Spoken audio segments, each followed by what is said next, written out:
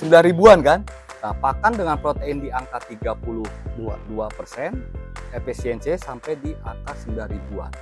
Artinya dari harga pakan mungkin normalnya itu 12.000 sekian, Ya. tapi ketika setelah panen dihitung biaya pakan per kilogram ikan yang dihasilkan itu hanya 9 ribuan. Betul, 9 ribuan. Dan satu lagi, budidayanya cepat. Dengan efisiensi pakan yang tidak bisa maksimal, mungkin harga itu akan mendekati modal. Ya, Benar nggak Pak? tipis. Nah, itu yang menyebabkan apa? Para pembudidaya beralihlah ke sistem pakan alternatif. Walaupun di situ tidak menghitung waktu itu sebagai acuan juga, sebagai perhitungan bisnis harusnya. Dengan menggunakan pakan full pellet 35 hari, pakan limbah 3 bulan, berarti kan kita efisiensi 2 kali. Harusnya kita bisa 2 kali sampai 3 kali panen. Yang tidak paham dengan dengan lele, yang penting berkumis. Biasanya gitu Pak Dian. Bener nggak? Jadi ke saudara kumisnya pasti itu lele. Jadi tidak tahu asal usulnya ini lele apa. Nah itu sempat terjadi di kita. Jadi halo rekan-rekan Santara Fish, sukses budidaya selalu buat semuanya. Nah kebetulan nih hari ini kita lagi kedatangan rekan-rekan atau tamu spesial nih dari Matahari Sakti. Ya banyak sih yang dikerjasamakan oleh Santara Fish, termasuk di kegiatan lomba Matahari Sakti khususnya di budidaya ikan lele.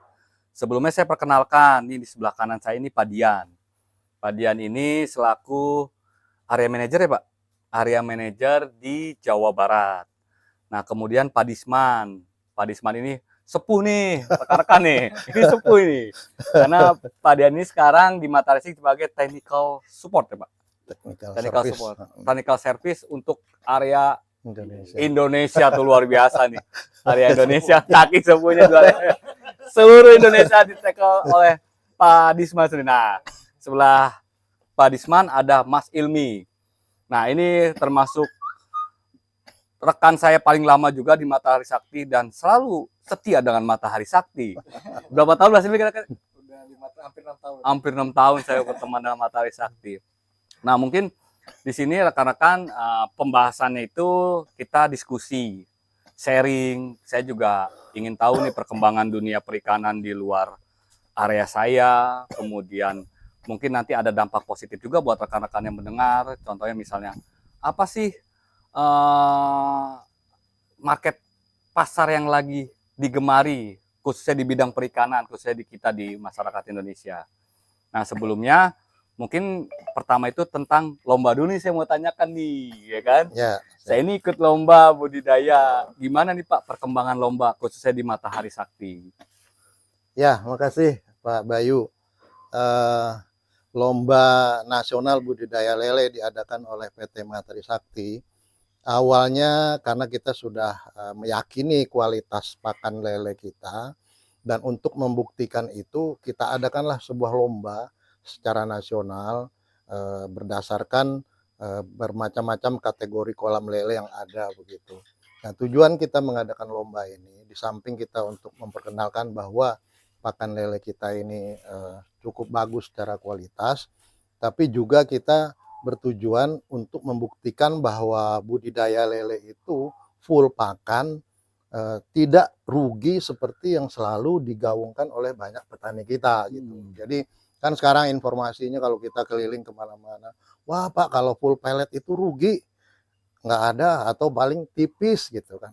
Tapi nah kita waktu awal mengadakan lomba ini ingin juga memberi jawaban terhadap adanya anggapan seperti itu. Nanti kita buktikan dengan lomba. Nah, salah satu di sini di tempat Pak Bayu di Santara Farm ya, itu kan ingin membuktikan juga pada waktu itu dan kita sudah mulai dan sudah panen. Ya, sudah panen, benar Pak. Pak Bayu sudah buktikan sendiri bagaimana hasilnya, berapa FCR-nya, berapa cost per kilo ikan lele yang dihasilkan. Untuk itu mungkin jangan saya ngomong, lebih baik Pak Bayu yang ngomong. Kalau saya ngomong nanti dibilang saya mengada-ngada. Ya, betul Pak. Ya, jadi emang di era sekarang Pak Dian, Pak Disman, Mas Ilmi, banyak sekali pembudidaya lele itu meninggalkan pakan full pellet. Mungkin dari segi kebersihannya itu sangat berpengaruh ya Pak. Ya.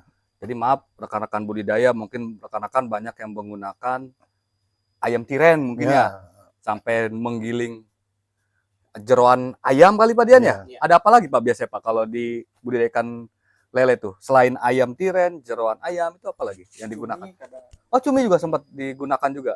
Ikan-ikan laut. Ikan-ikan laut. Ya, terus Usus Usus. ayam. Usus ayam. potongan kepala ayam yang dicacah. Banyak sekali ya. Banyak sekali ya. Nah, itu yang kadang-kadang membuat saya berpikir apa? Karena pembudidaya itu buat rekan-rekan tidak memikirkan efisiensinya.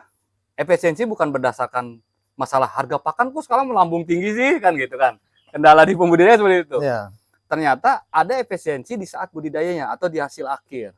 Makanya kemarin waktu pas saya ikut lomba itu, harga pakan itu ternyata lebih efisien menggunakan Matahari Sakti seri LP Pro apalagi gitu ya. LP Pro. Itu berkurang dari harga awal itu sampai dengan kurang lebih di angka 25% dari harga awal.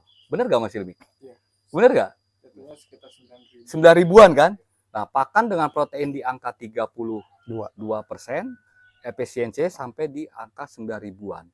Artinya dari harga pakan mungkin normalnya itu 12.000 sekian, tapi ketika setelah panen dihitung biaya pakan per kilogram ikan yang dihasilkan itu hanya 9 ribuan. Betul, 9 ribuan. Dan satu lagi, budidayanya cepat. Bersih, Bersih. nggak bau gitu.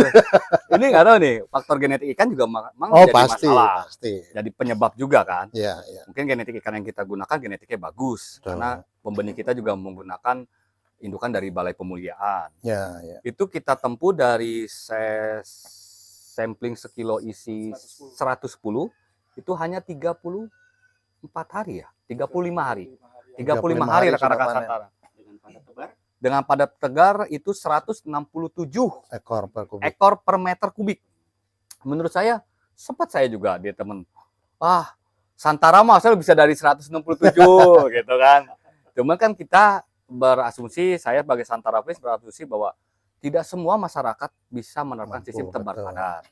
Dengan sistem tebar 167 ekor per meter kubik pun bisa menghasilkan untung yang maksimal. Betul, betul. Jadi seperti itu. Kemarin biaya produksi per kilo lelenya itu yang di Pak Bayu kalau nggak salah sekitar 14 ribuan ya. Nggak sampai Pak. Oh nggak nyampe, Nggak sampai. 13. 13 ribuan. 1.700. 13.700. Setelah saya hitung tuh 13.700. Makanya pembudidaya itu berpikir bahwa kok harga ikan lele itu tidak naik. Kok harga cenderung tidak naik. Mungkin di kita di Cirebon itu, Pak Disman, itu rata-rata itu ikan lele itu diangkat di harga 19.000. Ya, Iya. ya. Dengan efisiensi pakan yang tidak bisa maksimal, mungkin harga itu akan mendekati modal. Ya, ya. Benar nggak Pak? Tipis. Tipis. Nah, itu yang menyebabkan apa? Para pembudidaya beralihlah ke sistem pakan alternatif. Walaupun di situ tidak menghitung waktu itu sebagai acuan juga sebagai perhitungan bisnis harusnya.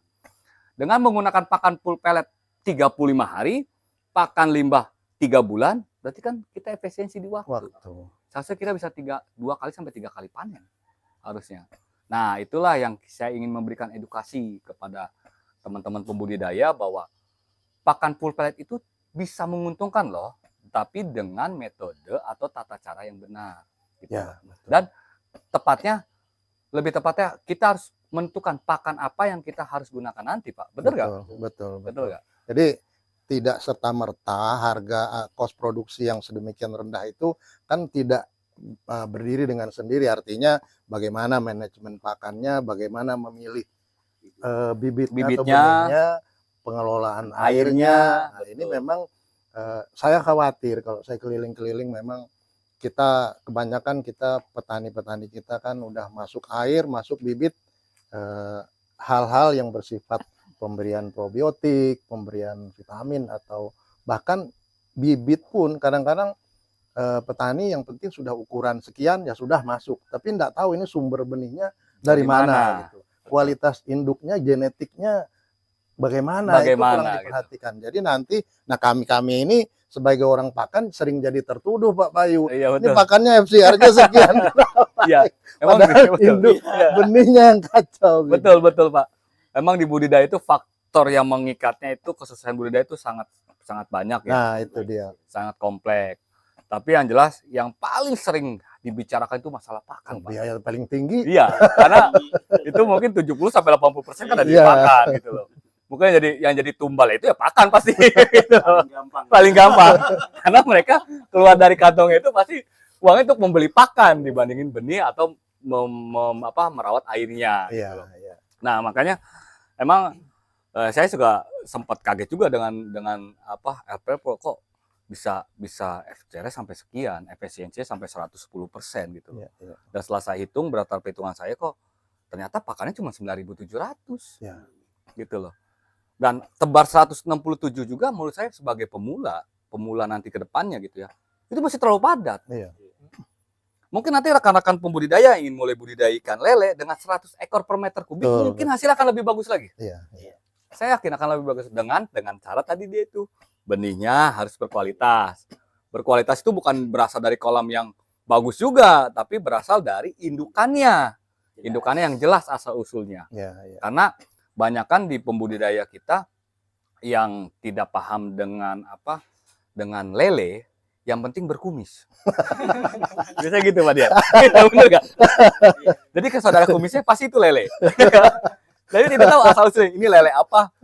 Nah itu sempat terjadi di kita. Jadi Mas Bayu yang penting lele ada kumisnya. Itu kan. Padahal kita nggak tahu. Sama kayak kita di manusia juga. Apakah apabila ada perkawinan sedarah pun tidak akan bisa menciptakan bibit-bibit unggul kan Pak. Betul, betul. Nah itu sama seperti di dunia ikan lele juga. Yang kemarin Pak Bayu coba itu kan kolam bundar ya, Iya, kolam kolam bundar. terpal bundar ya. Itu apa namanya kan mungkin perlu juga teman-teman mengetahui, nanti kan bertanya, wah mungkin pakai teknologi tinggi, pakai sistem bioflok menumbuhkan iya. bakteri, pakai aerasi yang kenceng atau segala macam. Iya. Nah ini mungkin kemarin yang dicoba di Pak Bayu bisa dijelaskan. Beda. Iya, Iya, kan, ini kan konvensional. betul. Jadi rekan-rekan Santara yang kita kemarin tebar itu totalnya ada 5 kolam. Benar nggak Mas Simi? 5 kolam dengan sistem air yang digunakan air yang dari bawah tanah atau sumur. Untuk air sendiri, mau air sumur, kalau menurut saya pribadi nih Pak, air sumur, air yang mengalir itu dalam arti air yang bagus ya Pak Dian. Mungkin kalau di Bogor masih bagus ya. Tapi nggak tahu di kali-kali lain kan. Ya. Itu harus diperhatikan juga, takutnya di sana lagi ngasih insek di sawahnya, dimasukin kolam ikannya pada mati. Bener nggak? Ya kan? Jadi Ya, makanya saya hati-hati. perjelas lagi. Hati-hati. Aku udah salah. Jadi saya kasih tahu di salah nih, bahwa air yang mengalir itu dari sungai pun harus dilihat juga. Iya. Sumber airnya bagus apa tidak. Bisa menggunakan air PDM bisa. Itu aja masalah. Nah, itu faktor air baku yang digunakan di kita. Nah, kemudian yang saya keluar jalur dari sistem probiotik nih, Pak. Selama ini kita menggunakan probiotik teman-teman Santara yang ada di pasaran. Nah, untuk lomba ini saya emang nekat. Udah lomba tapi tidak menggunakan probiotik yang biasa digunakan. Saya ini menggunakan probiotik yang pasti rekan-rekan bisa buat nantinya. Probiotik yang ramah lingkungan itu adalah ekoenzim, fermentasi Ekoenzim. dari kulit-kulit buah-buahan difermentasi dijadikan nanti tebar ke dalam air. Ternyata fungsinya sangat banyak sekali ekoenzim itu. Mungkin nanti teman-teman bisa mendukung program pemerintah juga kan. Budidaya ikan menggunakan probiotik ramah lingkungan dan menjaga lingkungan juga karena probiotik ini dibuat dari limbah atau sampah rumah tangga. Jadi seperti itu Pak. Full Pak, saya tidak gunakan probiotik lain. Aerasi juga enggak. Tidak, walaupun kita punya sistem bioflok, Mm-mm. saya menggunakan sistem konvensional. Agar apa? Bahwa fokus kita budidaya untuk mengetahui, buat rekan-rekan juga saya ingin mengetahui sih, full saya pengen tahu deh, pakan tidak dikasih suplemen sama saya. Iya, iya. Kinerja pakan saya pengen tahu nih seperti Jadi apa. hanya air dikasih probiotik Ikan, tiap hari. iya. Probiotik juga ada tiap hari Pak. hari ya? Tidak dikasih tiap tidak hari. tiap hari. Tiap hari. Tidak dikasih tiap hari. Oh, Kita- tergantung kondisi air. Kondisi air. Dan air itu tidak ada pergantian. Sama sekali. Ya mungkin karena 35 hari kita panen. Oh, Gitu loh. Mungkin itu. dan Iya. bebannya 110. 167 Enggak. Size-nya. size-nya Ah, 110. Jadi yang rekan-rekan saya perjelas lagi, yang kita tebar kemarin itu ukuran itu samplingnya. Jadi kalau pembudidaya kan ukuran berapa sih? Samplingan berapa? Saya bilang berapa. Nah, ini juga jadi masalah. Heeh.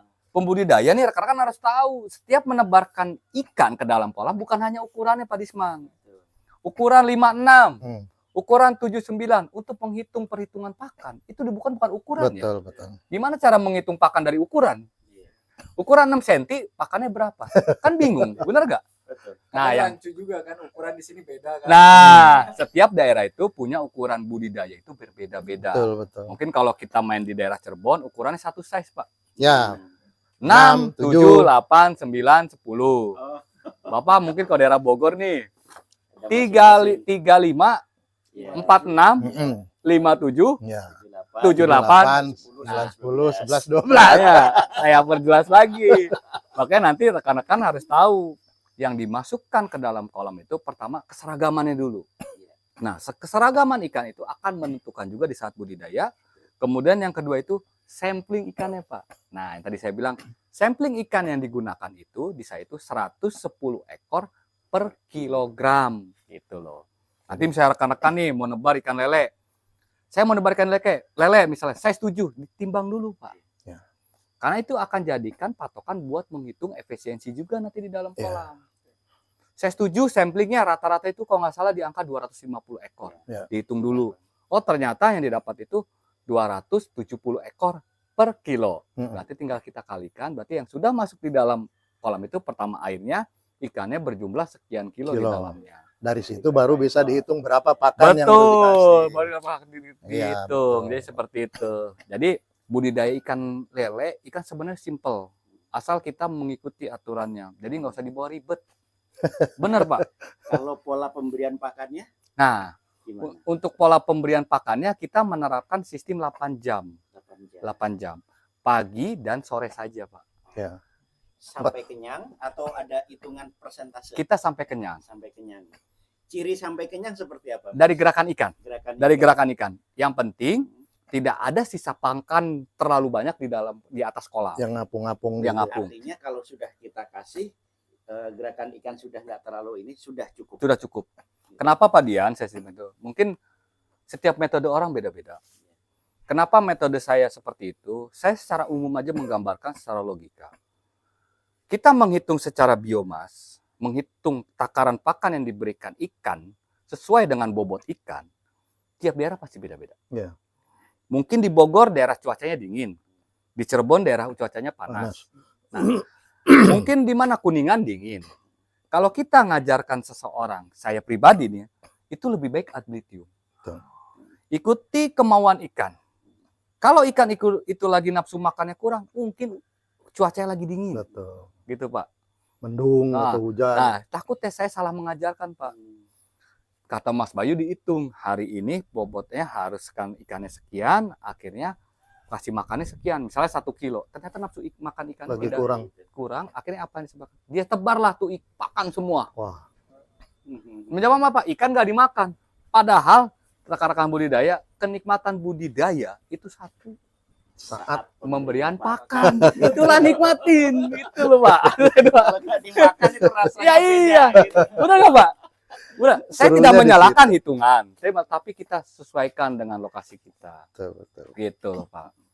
Ya, kembali ke lomba ini ya. Memang di samping di Pak Bayu, kami juga sudah keliling ke banyak tempat di luar Pulau Jawa bahkan. Ini akhirnya itu kita bisa menghitung efisiensi, Pak Bayu. Sebetulnya biaya produksi lele itu berapa sih per kilo gitu kan.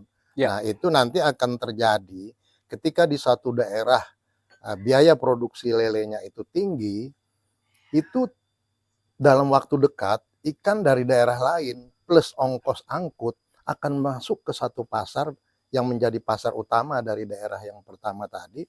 Karena yang pertama ini mungkin tidak melakukan edukasi sehingga ya biaya produksinya lebih Membengkak. tinggi gitu. Sementara di daerah lain kayak di sini Pak Bayu bisa dengan biaya produksi sampai 14.000 per Betul. kilo.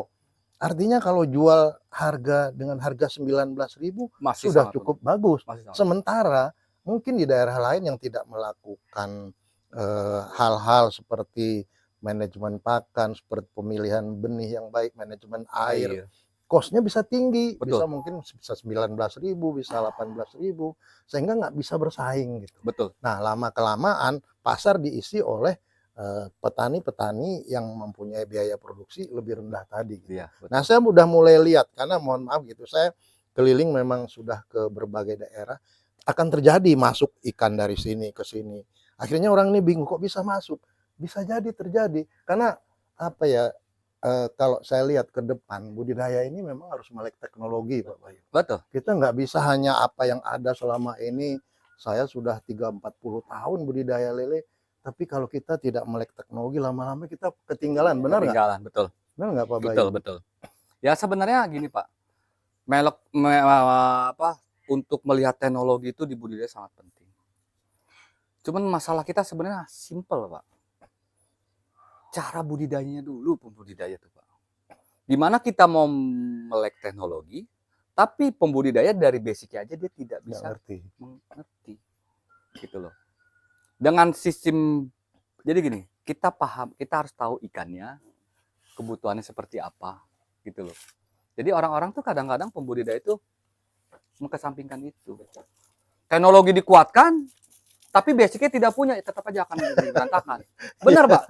Timbul apa? Cost produksinya akan lebih gede lagi. Betul. Akan lebih gede lagi. Itu yang kebanyakan seperti itu. Jadi Ya. basicnya tidak menguasai, teknologi yang mau diserap semua, tapi basic tidak menguasai. Jadi apa? Ini biaya produksinya dengan harga ikannya gede banget biaya produksinya. Jadi seperti itu. Jadi kalau menurut saya melek teknologi butuh, tapi harus ada pendampingan dari bawah. Ya mungkin nanti Santara juga akan mengasih edukasi. Man tugas Santara itu mengasih edukasi gimana pembudidaya itu ibarat bayi, Pak. Kalau saya langsung ngajarin di mata kuliah Langsung lari. lari gitu nggak mungkin Pak. Benar nggak Pak? Nah kita memang harus sabar di budidaya. Betul, jalan. Sabar menunggu ikan besarnya, benar nggak Pak?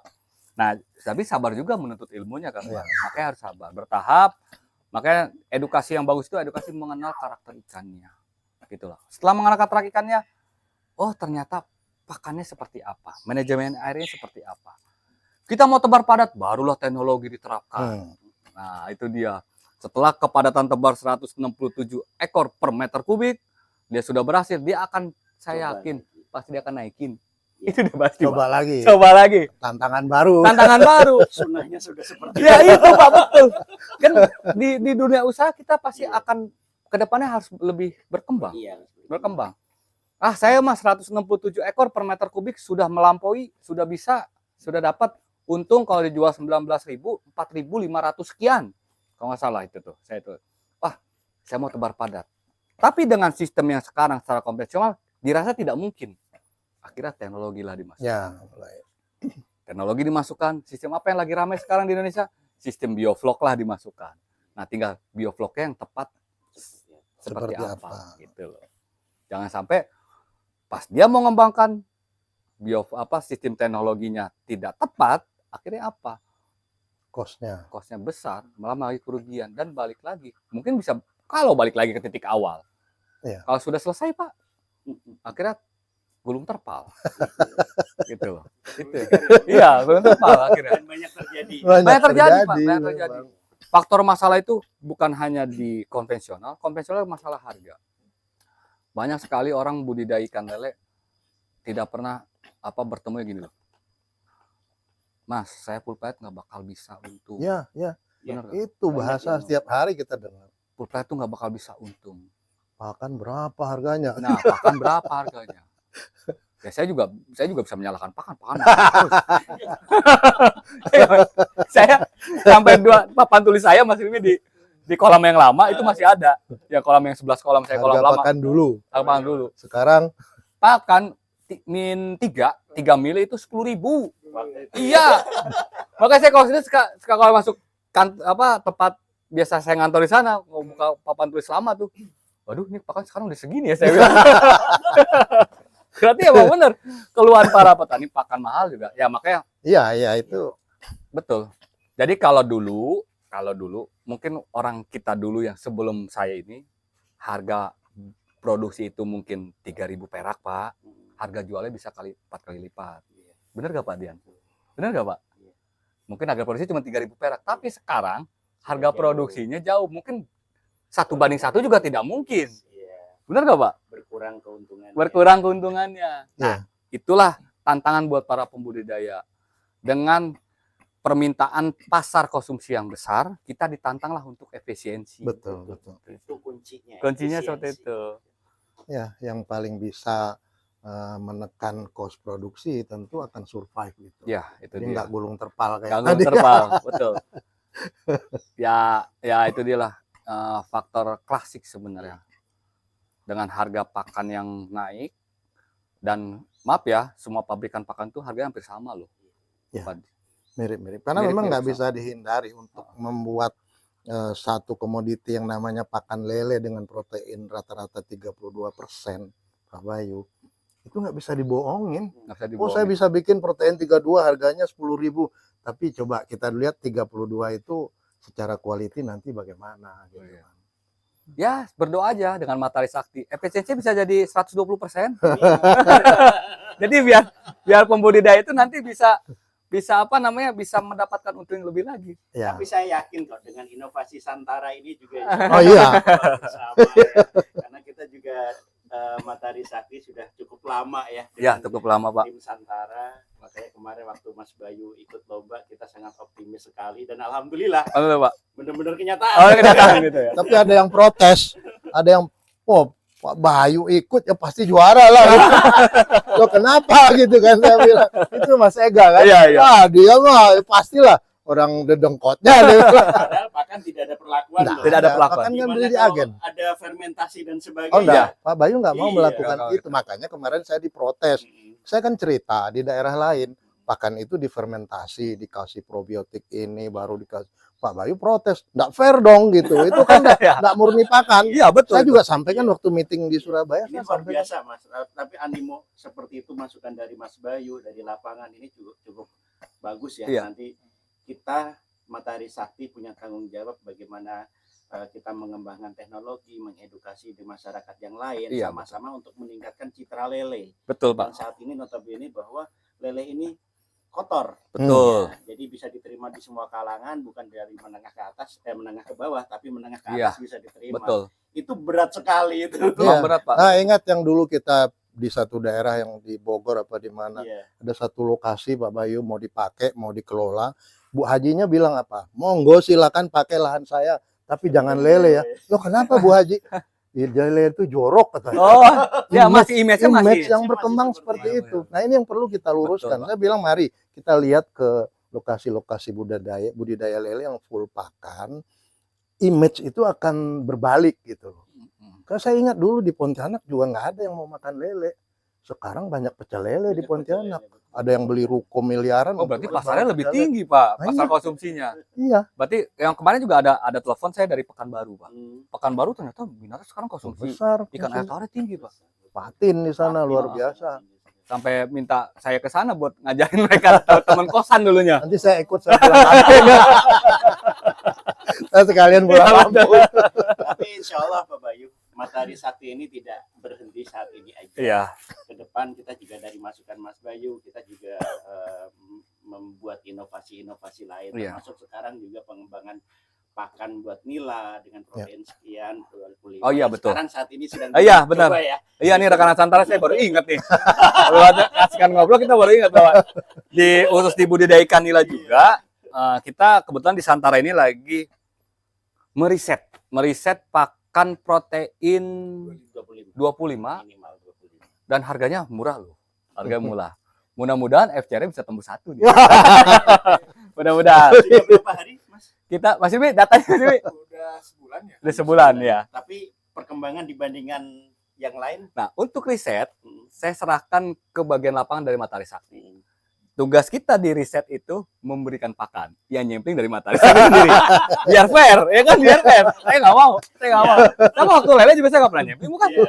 Waktu ikut Tebambat saya nggak pernah nyempling kan? Ya Mas Billy itu sampling sama teman.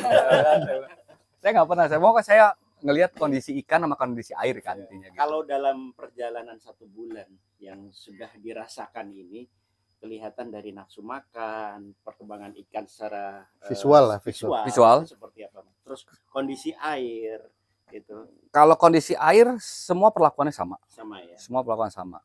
Seperti Yang- waktu lomba lele. Beda. Oh beda. Kita menggunakan sistem bioflow Oh, beda. pada inilah. Iya. Karena tebaran kita juga sekarang di angka buat dinilai itu 100 ekor per meter kubik.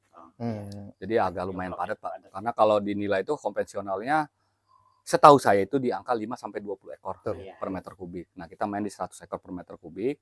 Nah, emang ini dikhususkan buat nanti budidaya ikan nila dengan sistem bioflok. Ya, kalau Mungkin kalau bioflok tebarnya, padatnya, hasilnya bagus, apalagi sistem konvensional.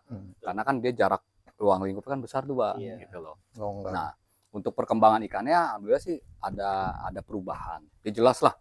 Masa tidak ada perubahan? Masih makan ikan gak akan naik-naik, Pak Disman ya? Ya pasti ada naik-naik atuh.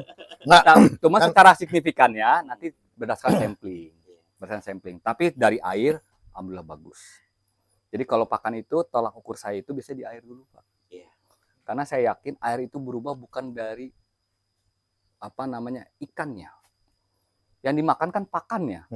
Yang dikeluarkan dari hasil pakannya kan gitu, Pak. Jadi sisanya sisanya kan, Pak. Jadi yang menurut saya itu teman-teman Santara itu air itu berpengaruh itu pertama juga dari faktor pakannya. Bisa dari lingkungannya bisa, Iya. tapi pakan juga termasuk di dalamnya. Jadi kalau buat di budidaya ikan nila yang kita lagi riset ini, alhamdulillah di air masih normal. Saya bilang dikatakan normal. pada waktu yang bersamaan ada beberapa kode pakan yang lain dilakukan juga, atau sekarang yang berjalan hanya Preo? Ada beberapa pabrikan pakan juga yang kita lagi coba, yaitu nanti kan hasilnya akan beda-beda. Ya. Ya intinya sih gini aja. Buat saya pembudidaya, saya ini teman-teman pembudidaya. Pakan yang terbaik itu pakan yang digunakan. Betul. Fair dong. Fair. Oh. Jadi bukan pakan yang murah dan pakan yang mahal ya. Gitu loh. Jadi saya ngomongnya pakan yang terbaik. Betul. Karena apa? Pakan yang mahal bisa jadi murah. Pakan yang murah bisa jadi mahal. Betul. Itu, Pak. Jadi kalau ditanya, Mas Bayu, pakan yang murah apa? Dari mana dulu? Sudut pandangnya. Kalau pakan yang murah tidak mau menghasilkan hasil yang maksimal, ya semua pakan yang murah banyak. Gitu loh. Kalau orang nanya, kan jarang Pak orang. Mas Bayu, pakan yang mahal apa? Kan nggak ada. Masih tanya kan? Ngapain orang cari yang mahal? Iya kan? Biasanya kan yang cari kan pakan yang murah dulu. Nah, kita cari pakan yang terbaik ya nanti digunakan buat budidaya ikan nila. Ini kita ngomong di segmentasi ikan nila, jadi seperti itu. Ya mudah-mudahan dari pengujian pakan di seri 450 itu bisa bagus. Karena saya lihat harga 450 ini termasuk harga pakan yang biasa saya gunakan itu di bawah. Harga 450 itu di bawah harga pakan yang biasa saya gunakan. Dan mudah-mudahan hasilnya bisa bersaing gitu loh, Pak.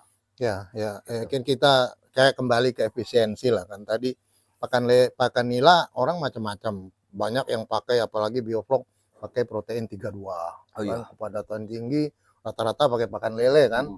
Ya kita juga punya LP Pro misalnya. Tapi ada juga yang pakai protein 28, kita juga punya GP misalnya. Nah, makin hari efisiensi ini kan selalu dituntut gitu. Artinya kalau misalnya ada pakan alternatif buat nila yang secara efisiensi dari kos produksinya nanti tetap bagus, sementara harganya menurut Pak Bayu tadi di bawah yang lain. Iya. Nah, ini kan sebuah pilihan. Betul. Sebuah alternatif, petani boleh memilih pakan ini untuk apa misalnya.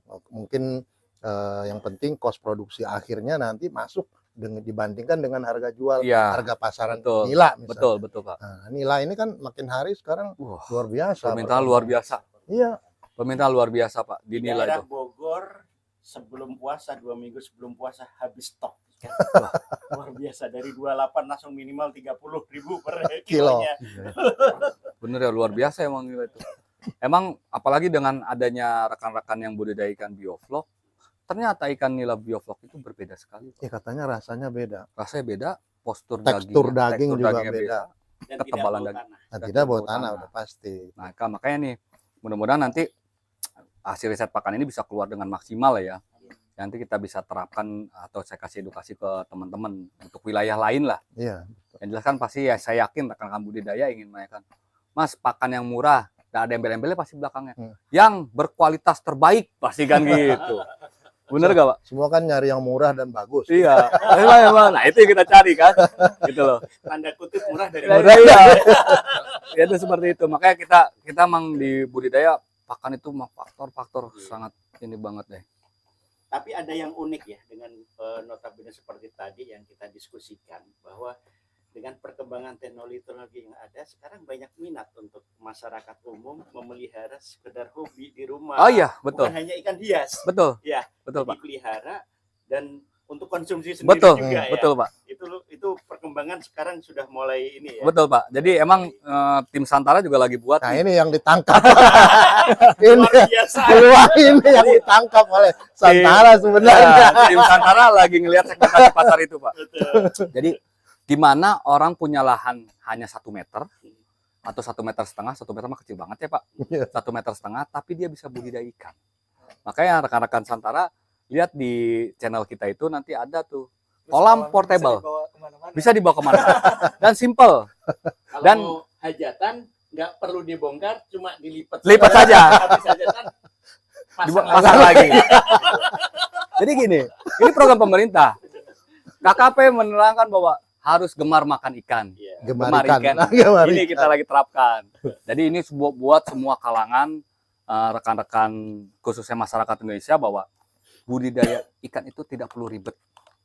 Jadi cukup lahan kecil pun mereka bisa untuk budidaya ikan. Jadi seperti itu, Pak. Seneng, apalagi kan di rumah ngasih makan ikan Iya. sendiri. Kalau ikan hias kasih makan, kita kan menikmati indahnya saja gitu. Tapi kalau kolam seperti ini yang diameter 1,5 taruh di pojokan dapur di belakang, kasih makan, ikannya makan. Tahu-tahu dalam waktu 3 bulan, udah bisa digoreng. Gitu. Dan itu ada. Iya, iya. Mungkin kalau kita maksudnya bahwa dari feng shui-nya Feng ada. shui. Oh, feng Jadi- shui juga. apa namanya di rumah kita punya lingkungan air itu, Pak, itu sangat bagus, dampaknya sangat positif juga. Apalagi ikan itu Adem ya. apalagi ikan itu bisa kita gunakan atau kita bisa Konsumsi. konsumsi. Dan ikannya kita budidaya dari kecil sampai besar kita konsumsi. Dan saya yakin untuk ikan nila khususnya dengan sistem kolam portable dan sistem bioflok, lama kelamaan tetangga juga akan beli, Pak. Iya. Karena banyak dari kita tuh sudah mengeluarkan sebenarnya sebelumnya diameter 2. Sekarang bingung.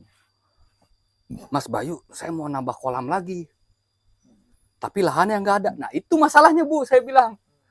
Karena ternyata dengan kolam diameter 2 di samping rumahnya juga, Pak, itu habis dengan lingkungan, Pak. Ya. Gitu. Nggak bisa bikin bertingkat Ya soalnya. nggak bisa. Nggak bisa bikin bertingkat, Pak. Nggak bisa. Artinya dengan kondisi seperti tadi, prospek untuk budidaya ikan luar biasa. Luar biasa, Pak. Jadi tidak hanya di skala bisnisnya, di skala hobi pun mereka bisa sebenarnya. Ya, ya. Untuk biasanya buat rekan-rekan yang punya aktivitas kesehariannya bekerja, sebelum berangkat kerja bisa ngasih makan, enggak, Pak? Pulang kantor. kerja bisa Ngasih ngasih makan, tapi kalau pulang kantornya malam yang bingung. Oh, iya. Karena ikan kan cenderung ikan nila itu bukan Susahnya buat bagi kita. gitu. Pulang seminggu sekali ya. Oh, nggak bisa. Nggak bisa lagi. Oh, ini nggak bisa, nggak bisa. Kasihan ikannya. Nggak bisa berarti nggak bisa. Ya paling nggak di rumah kan ada Mbak. Titip Mbak, nanti ini sore kasih Iya. makan segini. Gitu. Ya itulah. Jadi emang kedepannya emang khususnya di budidaya, ya ini perlu juga sih dorongan dari pemerintah sebenarnya. Sebenarnya Iya, iya. Karena secara logika dengan pertumbuhan penduduk kita perlu makanan yang sehat, dan yang sehat itu dari ikan. Ikan. Salah satunya dari Salah itu. satu dari Dari ikan ikan. dibandingkan daging-daging yang merah. Betul, betul. Ikan luar biasa sebenarnya untuk menunjang kesehatan, apalagi buat anak-anak ya. Itu untuk meningkatkan kecerdasan, dan program MBG mudah-mudahan bisa meningkatkan program tersebut ya. Iya, betul. Tapi dengan catatan semuanya juga harus jujur, Betul. semua juga harus sesuai dengan ketentuan. Betul. Jangan kayak kemarin, kasihan itu 1 M nggak dibayar. Tolong ya. Ya harus didukung ya, Pak. jadi Alat saya. jadi emang pemerintah itu harus dukung semua. Iya, harus dukung semua. Dan buat pembudidaya juga tidak hanya di level tertentu. Jadi emang buat di desa ini kan ada ketahanan pangan, Pak. Iya. Ketahanan pangan banyak di program ketahanan pangan. Ketahanan pangan yang baik itu sebenarnya dibudidayakan, Pak, sebenarnya. Program BUMDes ya. Program BUMDes. Banyak yang ini. Banyak. Tinggal nanti itu mereka itu tepat sasaran apa tidak. Gitu loh. Tapi yang jelas saya minta tolong ke Matahari Sakti pertahankan komitmen kualitas pakannya. Ya, Gitu. insya Allah. Salaman dulu. Salam dulu, Pak. Suka ikut salaman juga. Pak, kalau saya memang dipasang untuk memonitor ketat masalah itu, Pak Bayu. Iya. Jadi secara quality yang terukur dengan FCR dan sebagainya itu kan nanti. Iya. Tapi kita setiap perkembangan baik dari fisik pakan, aroma, butiran itu secara periodik setiap hari bahkan setiap minggu kita pelajari ada perubahan nggak gitu. Iya, Oh, betul. kalau tiba-tiba oh ini kenapa warnanya jadi pucat, kenapa aromanya berkurang. Nah, ini kita segera report ke nutrisionis kita Iya, itu gitu. memang harus Pak. Jadi quality controlnya juga harus dijaga. Karena yang pembudidaya seperti itu, mereka sudah punya catatan sendiri di saat ada gejolak budidaya pasti akan ada jadi tumbalnya, gitu loh. Betul. Itu dia seperti Ya, itu. Matahari Sakti tidak lepas dari inovasi sampai keluarnya LP Pro. LP Pro, Jadi ya, betul Kita ya. juga ada kejutan-kejutan yang Nah, lain, betul. termasuk Prio 450 dan nantikan berikutnya. Udah, ini kayaknya udah terlalu panjang ya. Rekan Santara. Ini kalau dilanjutin sampai malam. Ini lebih Ini- panjang dari podcastnya Dedi. Iya, udah. Banyak. Ini sama podcastnya itu saya lebih panjang. Oke, rekan-rekan Santara, Terima kasih, mungkin terima kasih. cukup sampai di situ perbincangan kita, perbincangan budidayanya. Wah, ini sangat panjang sekali dari A sampai Z. Kalau kita ikutin nih rekan Santara udah nggak bakal habis-habis. Jadi salam budidaya, terima kasih buat Matahari Sakti sudah hadir datang ke tempat kita di Santara Fish. Mudah-mudahan edukasi tadi yang diberikan oleh Matahari Sakti buat rekan-rekan itu bisa berguna, Pak. Amin. Ya, amin. Dan sukses selalu buat rekan-rekan Santara untuk budidayanya. Sampai ketemu lagi nanti di video selanjutnya. Ya. Oke, assalamualaikum warahmatullahi wabarakatuh.